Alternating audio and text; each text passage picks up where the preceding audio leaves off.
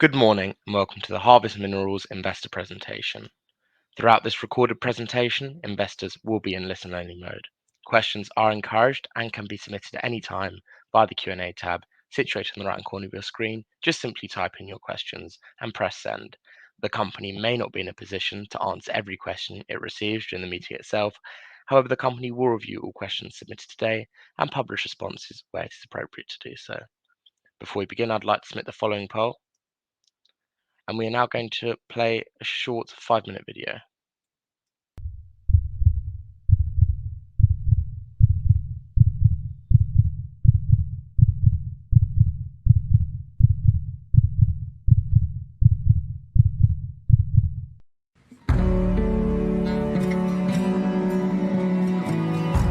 É muito bom saber que os filhos da gente estão crescendo, estudando, e é daqui da Harvest Minerals que tira o sustento para os nossos filhos. Eu tenho orgulho de trabalhar aqui. Uma empresa desse tamanho, desse nível, assim, traz muito benefício para a nossa cidade, traz empregos, graças a Deus.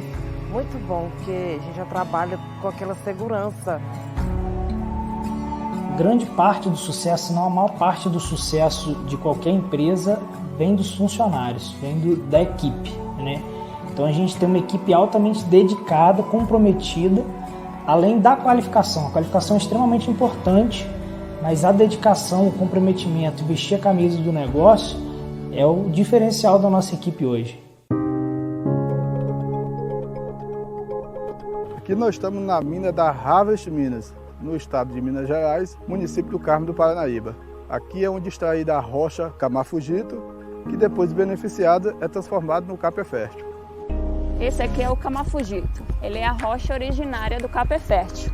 Ele é uma rocha ígnea, de origem vulcânica. A composição dele é de cálcio, magnésio, fósforo e potássio, silício e uma série de outros micronutrientes. Daqui o material vai para a planta e é feita uma moagem na granulometria adequada, no ponto de levar até o produtor. Aqui na Fazenda Experimental Capé Fértil, nós realizamos inúmeras pesquisas que avaliam a eficiência agronômica do capé fértil. Além destes trabalhos, nós temos parcerias com instituições públicas e privadas que também avaliam a eficiência agronômica do capé fértil, a dinâmica do capé fértil em diferentes condições edafoclimáticas, e estas pesquisas também possibilitam o melhor posicionamento do capé fértil a campo. Então nós temos obtido resultados excelentes em relação à melhoria dos atributos de fertilidade do solo, ao equilíbrio nutricional das plantas e também em relação à manutenção da produtividade dos cultivos agrícolas. A Harvest é uma empresa que ela já vem nessa pegada sustentável desde sua criação. Então, a gente vem desde a criação de um produto que é um produto 100% natural, um produto que pode ser utilizado na agricultura orgânica, sem geração de rejeito, um produto verde, e a gente traz, além disso também, um comprometimento que vem desde a diretoria da empresa com a questão de sustentabilidade e com as questões ambientais. A Harvest firmou em 2019 uma parceria com o IEF e iniciou um processo de reflorestamento de 18 mil árvores nativas até 2020. Com o plantio dessas árvores, a Harvest firma seu compromisso como uma empresa livre de carbono, que tem compensado as suas emissões de gases do efeito estufa. Além da questão das árvores, a gente tem o pátio solar, onde todas as nossas atividades no estado de Minas Gerais vão estar rodando com essa matriz energética. Since Harvest was founded in 2015, our number one goal has to become a producer of high quality, pure organic fertiliser. And now, just a few years later, due to the hard work and dedication of our team, we've become recognised as one of Brazil's producers of a high quality fertiliser. And we're looking forward to many more years of growing as part of the community with our team, our customers and our suppliers. Bom, eu sou Joy Vale, da Fazenda Malunga, trabalho com agricultura orgânica, e esses pilares que a gente precisa respeitar na questão da sustentabilidade, especialmente o solo, a vida, o uso do capé fértil tem me facilitado muito isso. ele tem entrado em todos os meus sistemas de produção e tem sido muito interessante porque ele permite uma remineralização do solo e um desenvolvimento adequado dos micro-organismos que ajudam muito, né, no equilíbrio do ambiente e da cultura como um todo. E a gente recomenda muito para aquelas pessoas que têm vindo aqui porque é uma empresa séria, estabelecida, que tem qualidade e garantia, uma coisa muito importante para a gente, e tem dado uma assistência, trazendo novidades, trazendo os trabalhos científicos e todos os testes que eles têm feito, o que dá para a gente replicar sem precisar a gente testar aqui, já com um resultado esperado adequado para que a gente possa ter sucesso no nosso cultivo. A minha atividade aqui é criar gado de leite, gado de corte, e a vantagem, baixou o meu custo de produção. E meus animais têm mais saúde também depois que eu coloquei o Capfert aqui. O capim, que é bem alimentado, bem nutrido, ele vai passar para os animais na alimentação. Aí, sequentemente, vai ter mais carne, mais leite. Estou deixando de lado a química para usar a coisa natural. De maneira que eu vou deixar o planeta mais limpo para os meus netos. Esta é a Harvest Minerals, mostrando que é possível minerar com sustentabilidade, preservando o meio ambiente, uma responsabilidade de todos nós com as futuras gerações.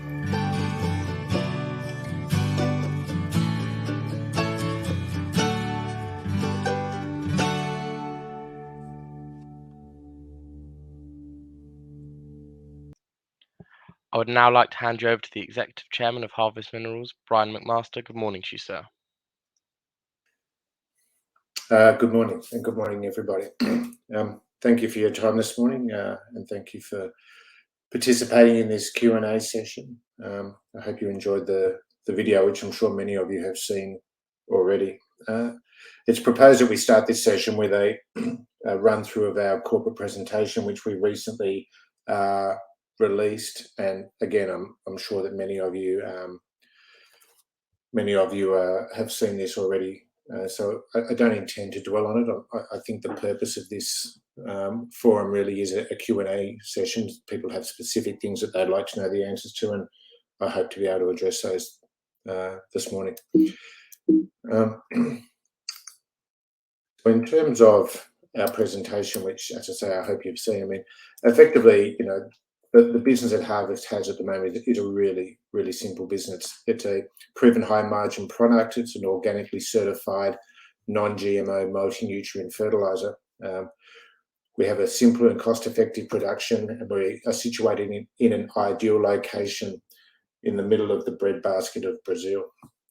To date, we've recorded growing sales at approximately 46% compound annual growth rate over the last 3 years. We have a strong commitment to being to our ESG responsibilities, and as it says here, we are the first Brazilian company to be awarded the London Stock Exchange Green Economy Mark. If we can just skip through the next page to the opportunity. I mean, effectively, and we've talked about this publicly quite extensively, but we are situated in the Minas Gerais state in the southeastern portion of Brazil. It's a state that is very heavily focused on agriculture. All around us here is agriculture. As we can see, there's in excess of 3 million tonnes per annum of coffee produced within a 300-kilometre radius of us. 83% of all fertiliser used in Brazil is applied to soybean, sugarcane, maize and coffee, which are the major crops that are grown close to where we are. So there's a ready-made market at our doorstep. The next slide, which talks about feeding an increasing population, is one I'm sure you're all familiar with. It just speaks of the high-level basics of the rapid growth of population, which obviously feeds into the need to feed people, which brings in the importance of Brazil's fertiliser market, which is as we discuss on slide 7. So at the moment, agriculture represents approximately 8% of Brazil's GDP. It's the largest contributor to the country's GDP. In excess of 30% of the world's coffee beans are produced in Brazil. The country is a top 4 consumer of fertiliser. Or, you know, over 80% of all of its fertiliser currently is imported, and those importation levels have reached record heights. We've talked about this previously, but The government has some very grandiose ambitions of becoming more independent of the importation of fertiliser, and whilst that's going to be a hard road to hoe, it speaks to the significance that nationally the country is placing on the inputs to the agricultural sector, and it just sort of helps give a little bit of context to the significance of the market that we're participating in. So if we slip across to slide 8, we talk about some of the key reasons why KP Fertile is important, and these are the types of things that we talk to our customers about. We're a 100% organic product with no chemicals. We are organically certified. We can be used across both organic and non-organic farms. We are a slow release source of potassium, calcium, magnesium and other micronutrients. We rebalance the pH levels in the soil. We have minimal losses via leaching. We have no salt chloride or other contaminants. And as a consequence of all these things, we improve crop yield and quality. I think this is something that we're all familiar with. We have, at the moment, 3 marketing channels. We have a 25 kilogram bag, a one-tire large bag, which is what you can see the tractor lifting down to the back of the truck, and then we have bulk, which is just effectively us putting the product directly into the back of trucks, and all of that, is a very simple path to market. There is no additional beneficiation that's required for any of those products. It's all the same product coming out of the same place. It's just a difference of whether it goes straight into the truck or into a bag first. I think we've talked about the 46% CRGA already, but you can see there's a calendar which identifies the peak buying periods for fertiliser based on the different crops. We are seeing a slight distortion to that, starting to trend in this year, which is we're putting it down to a little bit of FOMO. That is, farmers are bringing forward their buying decisions a little bit in order to make sure that they get allocations, and that's being driven by the broader fertiliser market, where we are seeing globally there are shortages, and so rather than miss out altogether, farmers are starting to front end their buying decisions a little bit. So there may be a slight variation to this, but you can see there for the crops that we are servicing at the moment, there is somewhat of a bell curve in terms of how traditionally or ordinarily we would expect customers to purchase the crops. The next slide, slide 11, is just a snapshot of what the mine face looks like, and as you can see, it's a very simple and clean operation.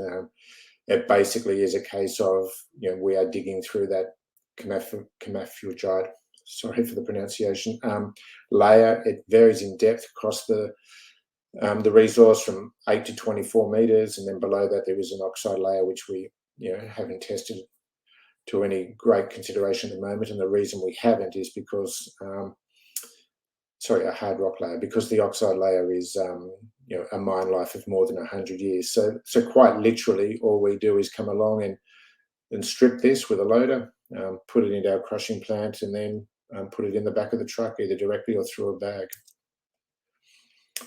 The next photograph on page 12 is just simply a photo of our processing facility. So in effect, inside that very large shed, roughly in the middle where the colours of the roof change, roughly in the middle there is the processing plant, and either side of that is storage facilities. Now, we've talked about this in the past, but just to remind people that storage is a key element to our success, in that during this time of year it is very common for there to be extensive rainfall.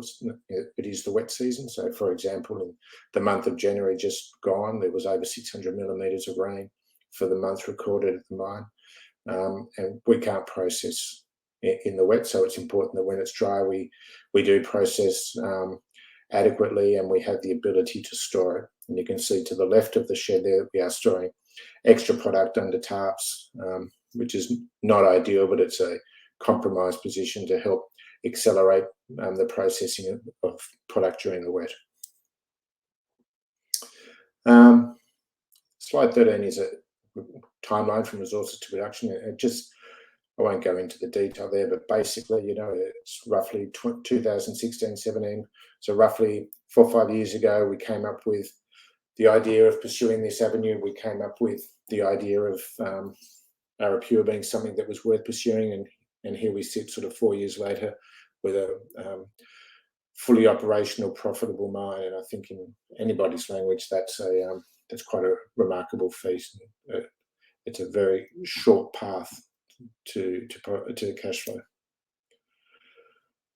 Slide 14, we talk about our showcase farm. This is something we established in 2018, and it was effectively us sort of leading the charge and demonstrating to farmers how product works. We've got a small farm there where we grow select crops, and we plant some crops with our fertiliser and some without, and it just gives the farmers an opportunity to identify how well our fertiliser works. It's done under strict I'm trying to think of the right word, strict conditions in terms of making sure that there is some sort of sensibility around understanding what is applied to the crops and not, so that we can explain it to the farmers. And pleasingly last year, just as a bit of a side effect, we put some of the coffee beans that were grown at our farm into a local competition, and we came 6th, and we received a score of 87 out of 100, which put us into the category of specialty coffee.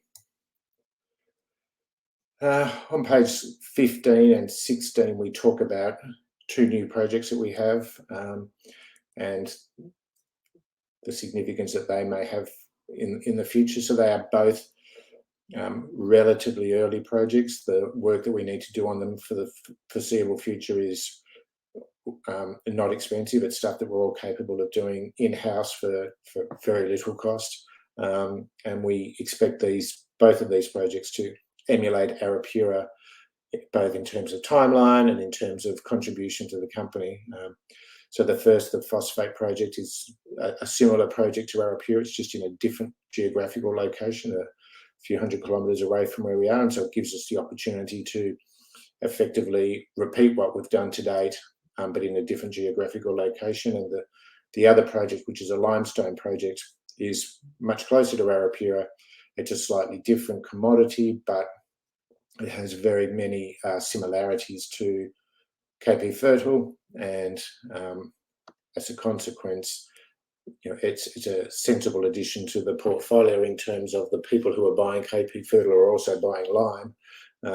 Lime has many qualities similar to KP Fertile in terms of the way it's mined, the way it's processed, the way it's transported, the way it's applied by the customers, the way it's sold, etc., etc. So it really is a case of, if we're sending a salesman to a customer and we're sending a truck to a customer, for us to include limestone alongside KP Fertile is just a sensible addition, we believe. Slide 17, we talk about our ESG credentials, which I think everybody's quite aware of. We are an organic product, which speaks for itself. We've recently announced that we've installed a solar facility. We are trying very hard to reduce our carbon emissions. At the moment, the only emissions we have are in our mobile fleet, and as a way of countering the effects of that, we have last year planted 18,000 trees, and we will continue to do initiatives such as that to help bring us to a position of zero carbon. That leaves us to the last slide, which is our investment case, and quite simply, you can see the headlines there. It's a long life flagship project in the heart of Brazil's agricultural market. We're rapidly building brand awareness and geographical reach with a strengthening balance sheet, a focus on growth, robust ESG credentials, and some would say a good quality team, and some may say otherwise.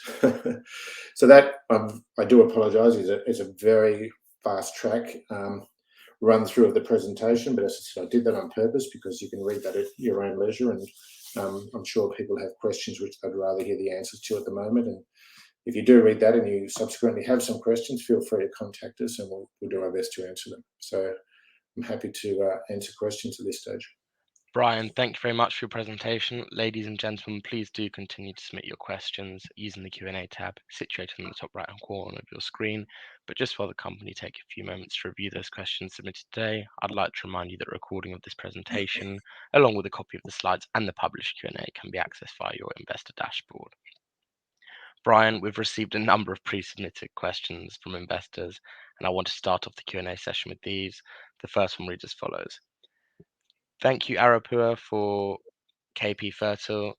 Is there a price raise planned? I think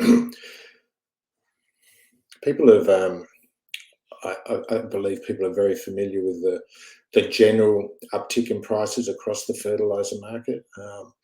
And we have been at pains to date to not publicly talk about our prices in details. And we don't talk about our prices and we don't talk about our margins and we don't talk about our customers. And the obvious reason for that being that we do have competitors, and simply lifting our skirt and explaining to them all of the things that make our business would not be a very smart business decision, we believe. So, you know, we keep those things confidential, but I can say that, you know, the rising tide has lifted the market of all fertiliser products globally, and we're not immune to that. So as of 1 January this year, we have implemented a material price rise, and our customers have accepted that is the way going forward. So yeah, it's looking like that's working out for us. That's great. Just turning on to the next question. Given the cost rise of ammonia and potash, what are the challenges which are preventing this flying off the shelves, and what's the plan to overcome them? Well, the product is flying off the shelves, I think would be a better interpretation of how things are going. I mean, we've come from zero to hero rather quickly. I mean, at the moment, 150,000 tonnes is our target for this year, and that would represent a substantial increase on last year, and it would continue our trend of, you know, near on 50% compound annual growth rate. So we don't see any broad economy challenges. We don't see any market challenges. It's just a continuation of more of the same for us in terms of just continuing to build our business sensibly, organically and strategically. And, you know, at the moment we are servicing all the customers' demand. And if demand increases, we'll increase production to meet it. So I think, you know, a better interpretation would be to say that the product is running off the shelves. That's great. The next question is regarding Paraguay and reads as follows. Are we still supplying Paraguay? If so, how much and at what sales price? And is the market growing? Well, we announced at the very tail end of 2021 that we'd received a license to sell the product in Paraguay. So that is quote unquote new business for us. So, you know, that question, the context of that question reads that it's something that's been ongoing for quite a long time. Well, it hasn't. It's something that's new for us. It's something that we're dipping our toe in the water. The volumes that have been making their way to Paraguay at the moment are not material by any stretch of the imagination. There is obviously a freight challenge, and that challenge can only be overcome through backloading, and we are working our way through that at the moment. But it was an avenue that was open to us, led by consumer interest. So we're responding to consumer interest. But at this stage, it's not a material factor in our business, and it's something that we've got on the table to try and grow this year and beyond. Thank you very much indeed. Management has quoted this as a 100-year mine. What's a 3, 5 and 10-year plan for the company? Well, the 100-year mine is simple arithmetic. I mean, we've issued a JORC resource, and if you divide that by nameplate capacity on the plant, you come up with a number of more than 100 years. So that's where that comes from. But in terms of what is our strategy, our first strategy has always been to bring Arapua to profitability, which we've reached, and then to bring Arapua to nameplate capacity, which we are doing. We've announced some of our growth strategies, which include things like Paraguay, which include the limestone and the other phosphate business asset acquisition. And so, over the course of the next, if you look back, just to take a step back, if you look back at the timeline it took us to bring Arapura to cash flow positive and stencil that timeline over the new acquisitions, you can see, well, that pretty much accounts for the next 3 to 5 years. In terms of 10 years, well, I think that's probably a little bit far down the track for us at this stage. That's great. Just turning to the next question. Do we control all of the KP Camafugit lava rock resource in the area, or is the resource freely available in the region?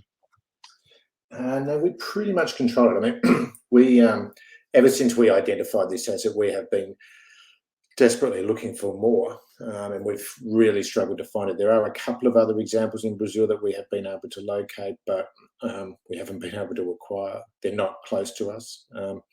So in terms of a product that does what our product does, the way our product does it, we pretty much have a monopoly on that market in our region.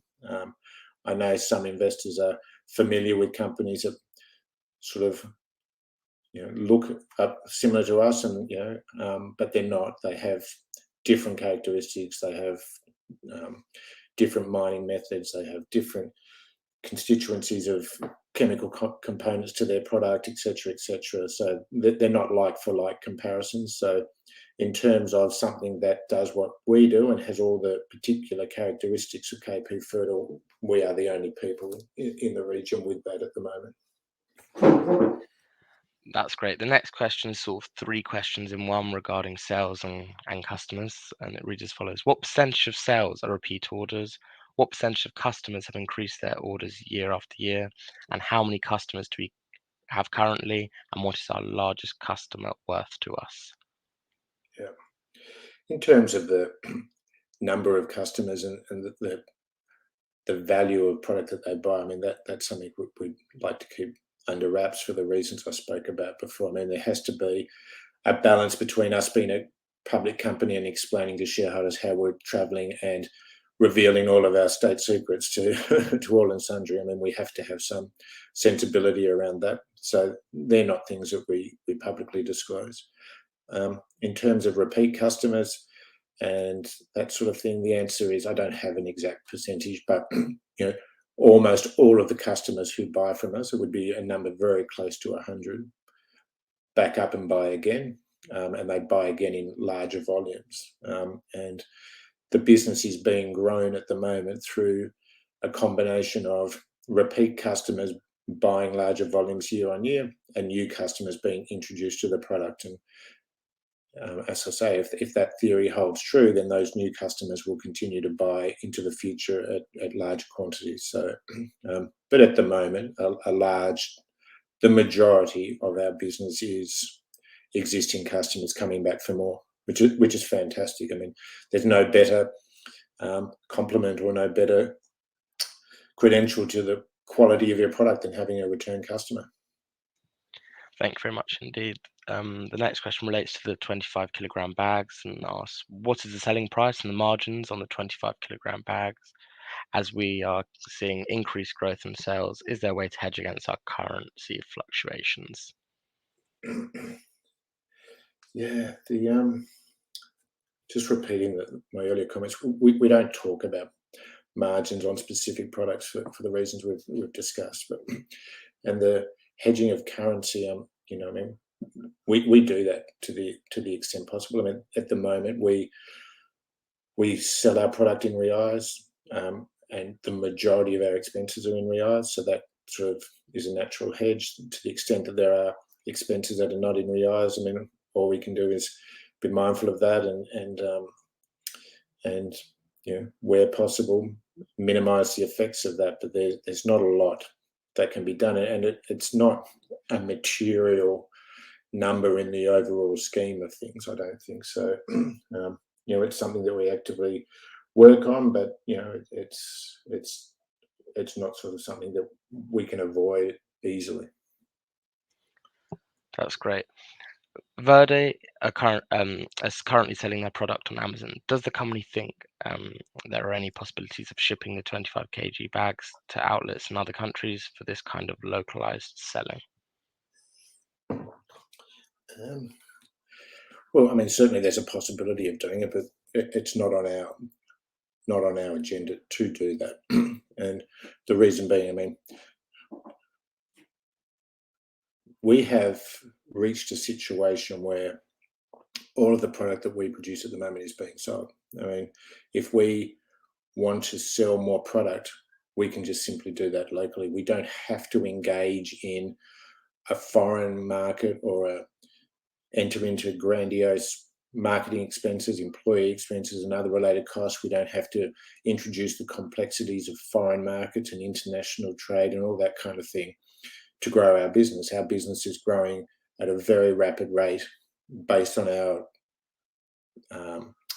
business model of simply servicing the customers within a 300-kilometre radius of where we are. So it doesn't stack up for us in any way as a business proposition that we would want to pursue an avenue such as Amazon. The duties, the freight, the marketing, the placement fees in Amazon, and all kinds of expenses. The product just doesn't lend itself to that. That's perfect. The next question reads as follows. I was surprised by the recent addition of the limestone license, especially giving up Sergipe and Capella to focus on Arapua and sales of KP Fertile. I see there seem to be synergies with existing customers needing limestone too, but why was it worth management diverting attention away from sales growth to do so now? Well, we haven't diverted attention away from sales growth. It's actually quite the opposite. It is an attention to sales growth that has caused us to make these acquisitions, and by that I mean simply, as I explained earlier, that if we are sending a salesperson to a customer who wants KP Fertile, that same customer is going to want limestone. So by bringing a limestone asset onto our portfolio, we are simply just giving ourselves two shots at the apple, or two bites of the cherry, or whichever analogy you want to use.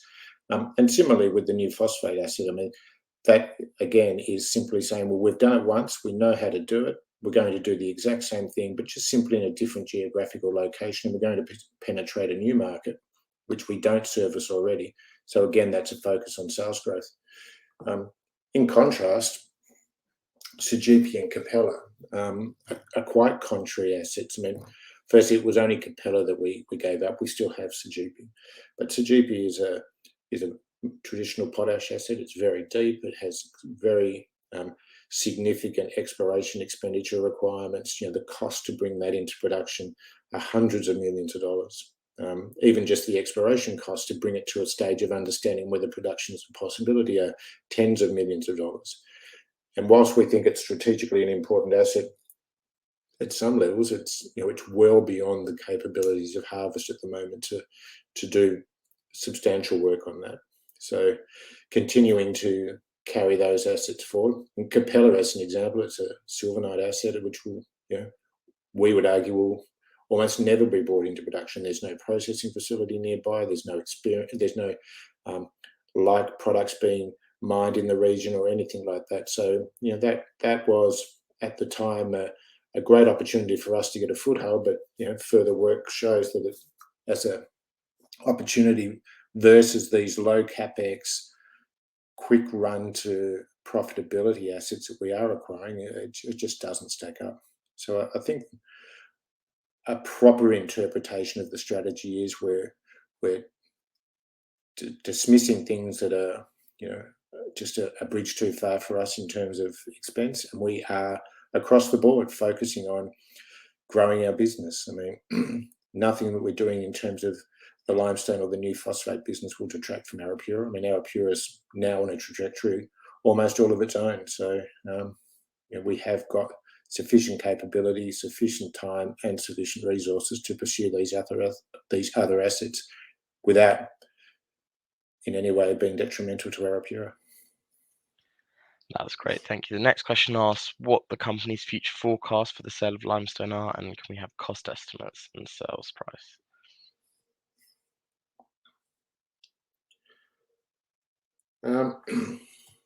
Well, I think. So, could you repeat the question? No problem at all. The question asks, what are the company's future forecasts for the sale of limestone, and can we have cost estimates and sales price? Oh, sorry. Yeah, okay. I was just reading a question when you read. Well, we talk about it, and we actually allude to, I think, in the presentation we just skimmed through. But we have commissioned independent studies in relation to that project. And it would be premature, I think, for me to guess what those studies would say. But the short answer is we are finding out the answer to those questions, and we'll announce those as soon as the studies are completed, which I'm expecting will be sometime in the next couple of quarters. So without sounding silly, I don't know the answer, but I am endeavouring to find out the answer. Thank you very much. Just moving on to some more financial questions. What is the cash position? Could you give us an EBITDA and EPS forecast for sales of 150,000? Could they please break down in detail how they get to that? Yeah. The company doesn't make financial forecasts, so I think that's so clearly an EBITDA and EPS forecast is something that we haven't explained to the market in any way, shape, or form. So unfortunately, we're not in a position to answer that question. In terms of existing cash, we have somewhere in the order of about $2 million. Thank you very much. What is the latest figures on debt? So on debt over 31 days, 3 months, 6 months to be written off, and how does that compare with the previous period? Have we recovered all the monies due from Agro Cerrado, or are we still pursuing this money? In terms of the aging of the payables, the receivables, I mean, that's a number that changes on a daily basis, and it gets brought out in the annual accounts and the half yearly audit, and I don't want to get into that detail. It doesn't add any value to anybody's analysis of where the company's going. I mean, right now, as we sit today, I actually don't know the answer because it's a moving feast and it changes on a daily basis. But we don't have any debts that we're worried about or that any concerns about customers paying. So if that's what the question's getting to, we don't have any concerns in that regard. In terms of the Agro Cerrado debt, which was a debt that went bad a couple of years ago, we are in the hands of the Brazilian courts at the moment. We have been given a judgment in our favour, and we're trying to execute that judgment. But unfortunately, due to COVID, the court system in Brazil is quite bogged up, and we're just in a line and we're waiting for our turn. And I have no idea, frankly, when that turn will come, other than to say right now, as we sit here today, we hold a judgment in our favour, and the judgment says that the total amount that we claim from Agro Cerrado is due to us. And so we're just working through that process as best we can. Thank you very much. The next question asks, can previously high consulting and management costs be reduced to better protect the business growth stages? Sure. I think, there's two aspects of that. And one is that management costs are independently verified by our NOMAD. So, whilst some may say they're high, they are within the boundaries of what is considered to be acceptable for a company of our stature. So they are within the norms of normality, I guess, or the boundaries of normality. We had in the past brought on consultants and others to help us bring the business to the state it's at now. Where possible, those consultants have been let go because they are usually retained for a finite period of time for a specific purpose, and if that purpose has ended, we don't carry people on for any particular reason. So I think we have been mindful of that in terms of how we reduce the costs from here. I mean, the only way to do that would be to start eliminating executives and not sure if that's what the question's driving at, but if it is, then we might have a bigger problem. Thank you very much for that. Would the company be prepared to initiate a share buyback if a large disconnect between share price and fundamentals remains? Yeah, I mean, I've heard this question asked a few times over the last little while, and whilst I'm not close to the idea of anything that brings value to shareholders, I'm not sure I fully understand the rationale behind it. I mean, at the end of the day, my immediate response to that is, well, that's what the stock market is there for. If people are unhappy with their investment, they can sell on the market, and if people are happy with their investment, they can buy on the market. I'm not sure exactly why the company would sit in the market to facilitate that market mechanism. I was actually thinking about this a little bit more detail this morning, and I think the only sort of reasonable reason you would initiate a share buyback would be to say, well, we can't think of any better way to expend our cash than to buy ourselves.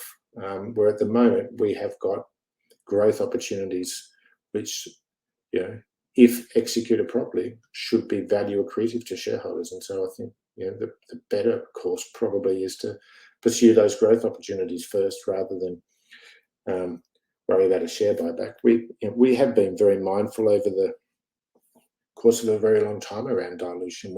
We've raised money only on several occasions. The bulk of the money we raised was at an all-time high in the price of the company. We've been very strict in trying to keep the number of shares on issue as tight as possible. So I'm not 100% sure how much more we can do on that right now.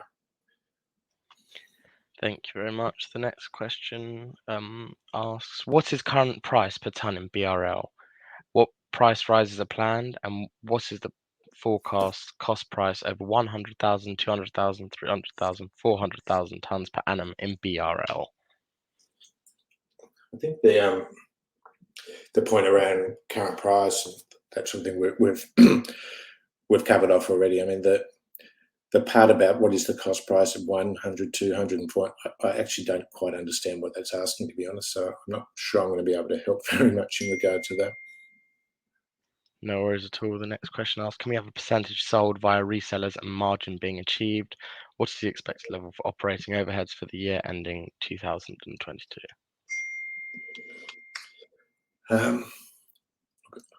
I don't know the exact percentage that's being sold by the resellers. It's not as significant as what we are doing by our own resources and our in-house team. Our in-house team account for the majority of our sales. The margin, again, I mean, we're sort of starting to go around in circles a little bit here. We don't disclose our margin for those commercial reasons. What was the second part of that question, please? The second part was, what is the expected level of operating overheads for the year ending 2022? Yeah, and we've talked about that in broad terms to try and give people some perspective that 40,000 tonnes is basically a break-even point for the company. So if we sell in excess of 40,000 tonnes, sell, invoice, and bank, then we're into cash profit. So we expect it to be there or thereabouts this year as well. There's no material change on the horizon. Thank you for that. The next question is relating to dividends. What is your dividend policy, and at what profit level do you envisage paying a dividend? That's I think the answer to that will have to be considered in the context of what else is available and what else is on the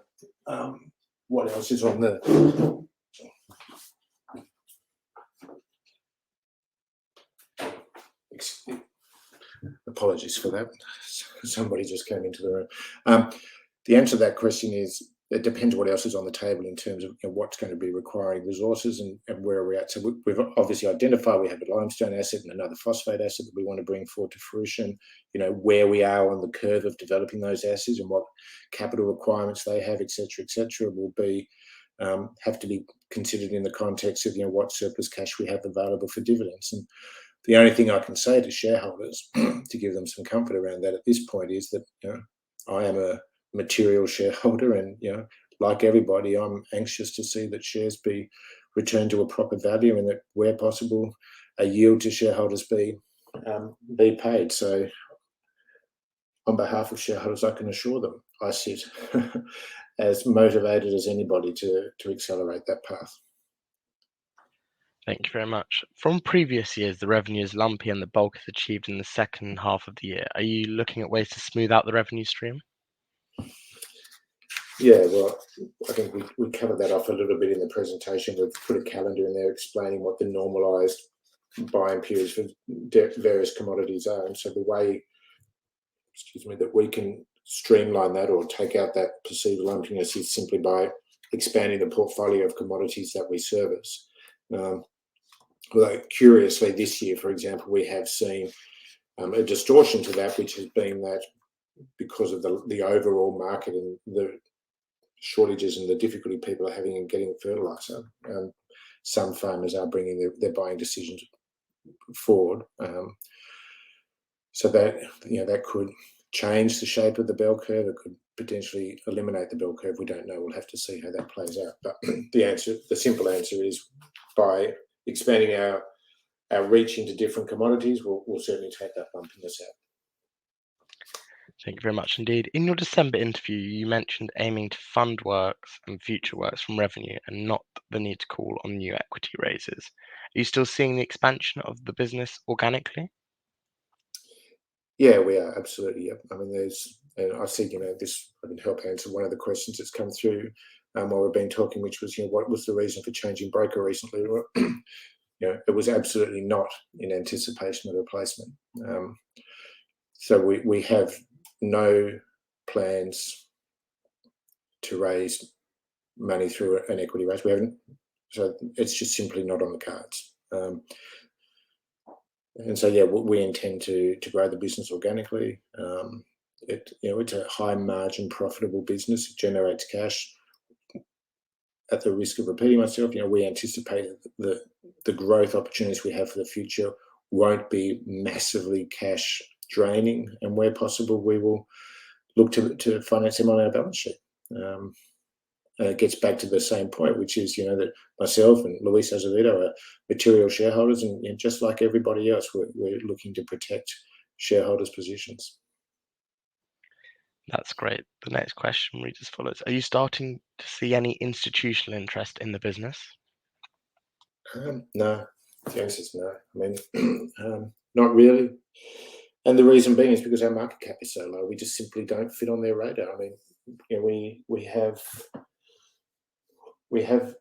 reached a little bit of a point where we're kind of shooting ourselves in the foot. We have an amazing business, but and the light's being hidden under a bushel. And until that breakout occurs and we start to get a market cap that looks a little bit more reflective of what the business is doing, a little bit more sensible, institutions won't have their mandates, just simply won't allow them to invest in us. We go and talk to them and we present to them, and they say to us, this is a great business. We love it. There's so many positives about it, and there's so many things to enjoy and to tick, tick, tick, tick, tick, except you don't meet our mandate criteria for minimum market cap. So as much as we love you, we'll have to leave you.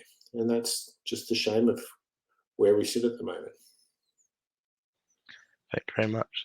Will the business be carrying out more investor presentations to highlight the business and hopefully increase the low value attributed to the company and share price? Yeah, we said at the end of last year that once we reached a point of profitability, and at that point we felt that all of the sins of the past that the business had been punished for were behind us, and that those questions had been answered by our conduct and by achieving an objective, that we had a lot to say in terms of good things and a lot to say in terms of demonstrating to people that the business is strong and robust and something that's worthy of investment. So we said at the end of last year that we intended to up our game on communications, and I think since then we have done so, and we will continue to do so. Someone else in the presentation, it's flagged that Ricardo Bartolo used KP Fertil on his award-winning coffee, and asked, has that news and the marketing opportunity led to a material increase of interest in the product? Well, I mean, it's hard to say. I mean, certainly, it doesn't hurt. I mean, that's the reason why we have the presentation farm is to demonstrate to farmers what's happening, and every time somebody else who uses our product achieves some sort of great success, obviously it's another tick in the box of showing farmers a credential. Now, whether that one act on its own has led to a material increase in sales, who knows? I mean, I don't know, and I don't think that would be a reasonable assumption, but it certainly is, a very commendable achievement on his part, and it's, certainly another tick in the box of people helping to understand just how good KP Fertile is. Thank you very much. And the last pre-submitted question reads as follows: there is a discrepancy between world fertilizer prices and KP Fertile.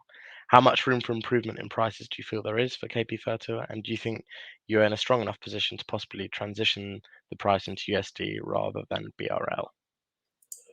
I think we sort of covered off the first part of that question already. In terms of the second part about reais or USD, I mean, we are a Brazilian business selling to Brazilians, and their currency is Brazilian reais. So, at this stage, that's the currency that we're trading.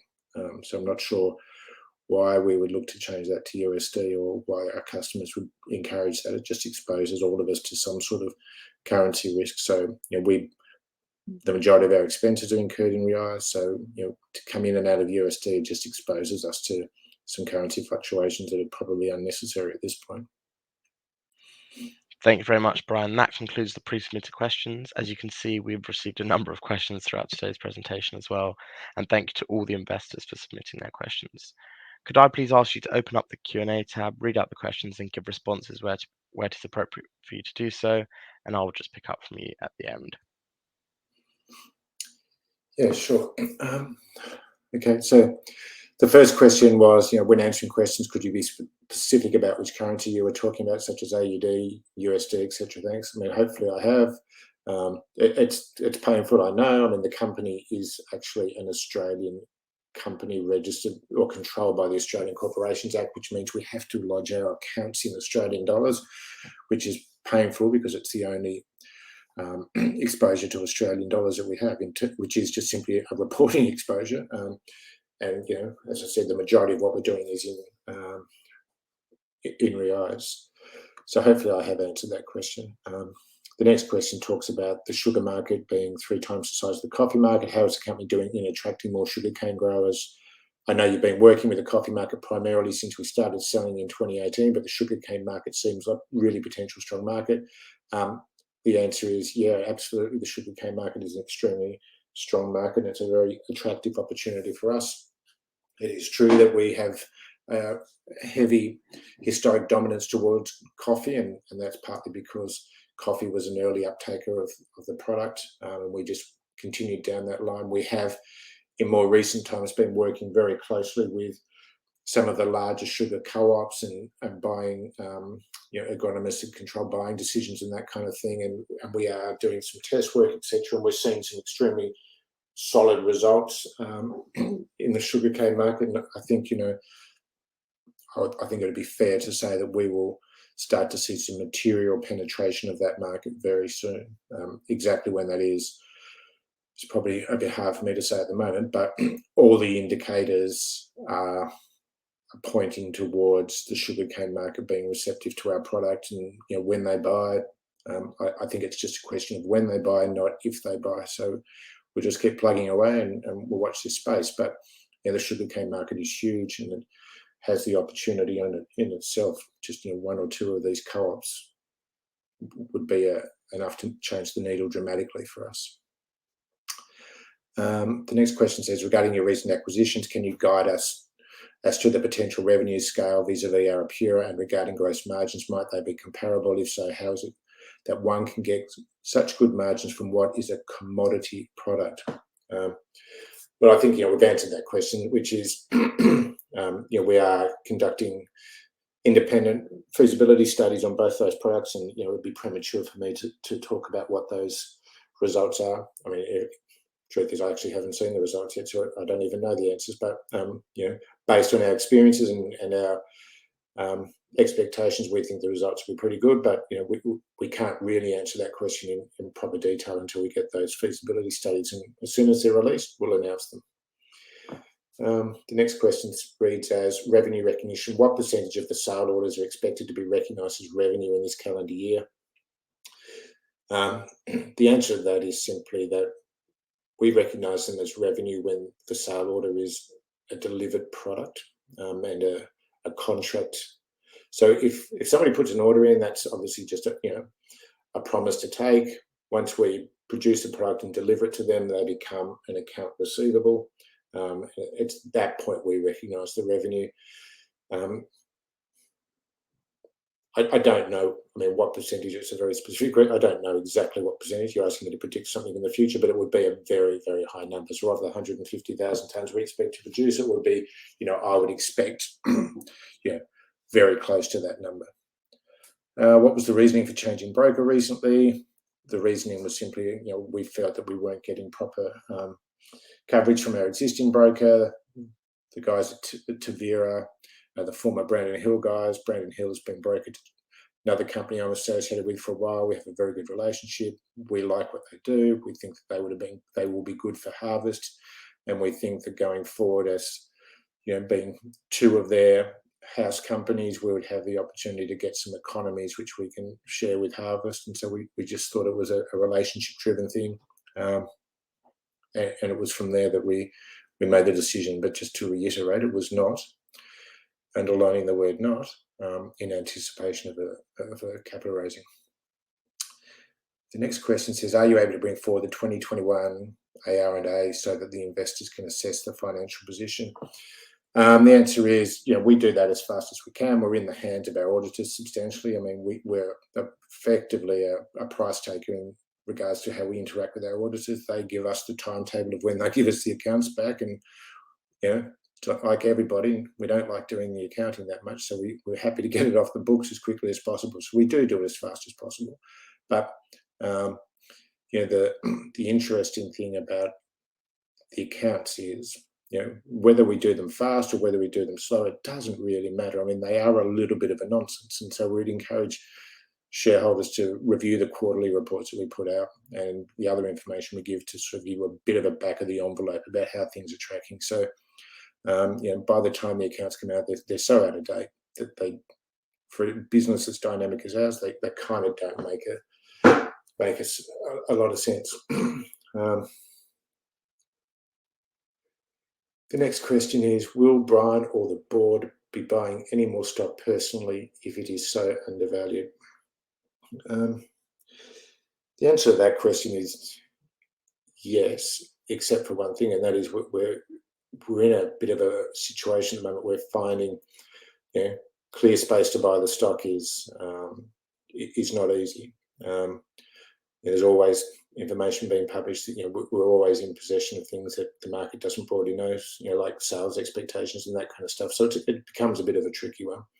And the second aspect of that is, albeit it was a few years ago now, but when we last raised capital, I put £800,000 into that raise. So I feel like I've done a pretty reasonable commitment to the company, and I'm obviously heavily underwater.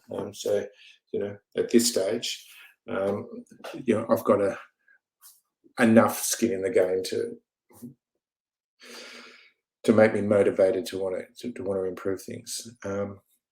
Next question is, when you issue the quarterly sales figures by RNS, are these figures sales orders or sales revenue?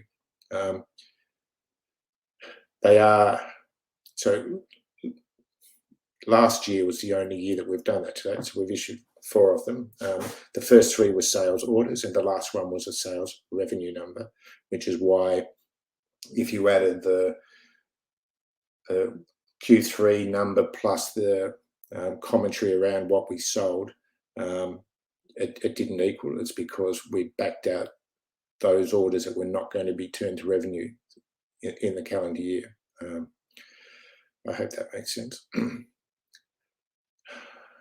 Hi, Brian. Would we ever be able to have some more coverage with some of the workers who are on the ground in Brazil, such as Fred, or a pre-done interview on YouTube with subtitles. As a proud shareholder since 2018, I think getting some on the ground feedback and stories from farmers and workers on the ground, similar to the intro video today, will really help people get a better feeling for the company. Yeah, absolutely. I think actually those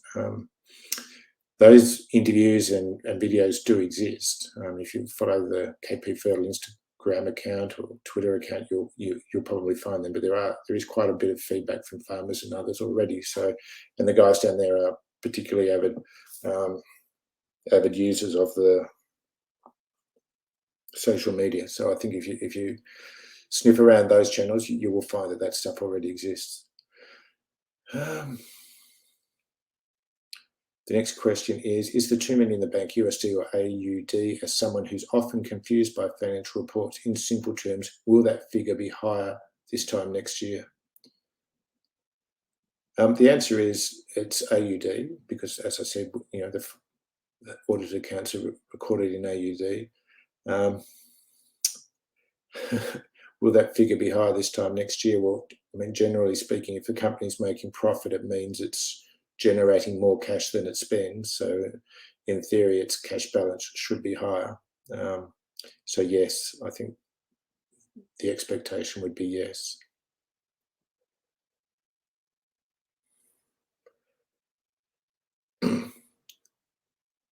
There's one further question. Based on your stated break-even position of 40,000 tonnes, when will we see the first set of accounts that show an actual profit and positive cash flow? From Mark H.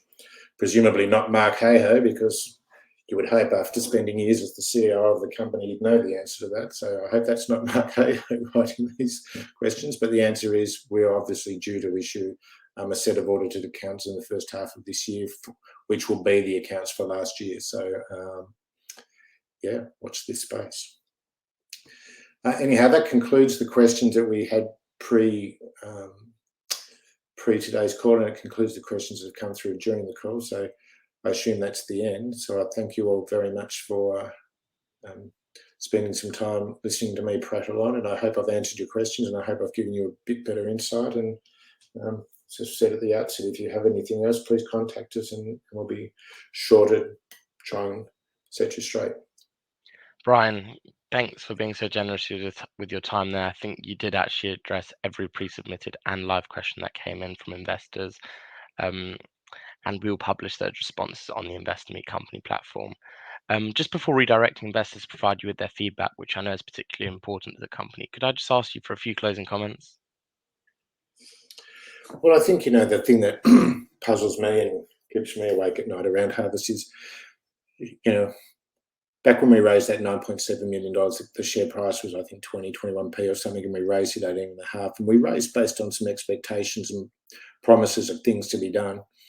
And then the market downgraded us and, expressed its dissatisfaction because it believed those things hadn't been done.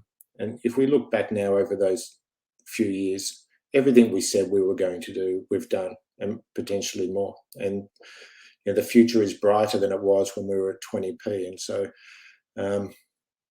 in terms of expectation, I think that there is no clear reasoning why we're not heading that way again. I mean, the business has crossed a threshold now. I mean, the market acceptability of the product is extremely strong. Our ability to continue to generate profits, I think, is irrefutable. Now it's just a question of how big do we get, how quickly do we get there, and how do we grow to service shareholders' needs. So I feel extremely comfortable and confident that the worst is behind us and we have a very, very bright future. And hopefully shareholders will understand that these things take a little bit of time. As we go forward, we're just going to get bigger and stronger, and hopefully, our share price will reflect that. Brian, thanks again for updating investors today. Could I please ask investors not to close the session, as you'll now be automatically redirected to provide your feedback in order that the management team can better understand your views and expectations. This will only take a few moments to complete. However, I'm sure will be greatly valued by the company. On behalf of the management team of Harvest Minerals, we'd like to thank you for attending today's presentation, and good morning to you all.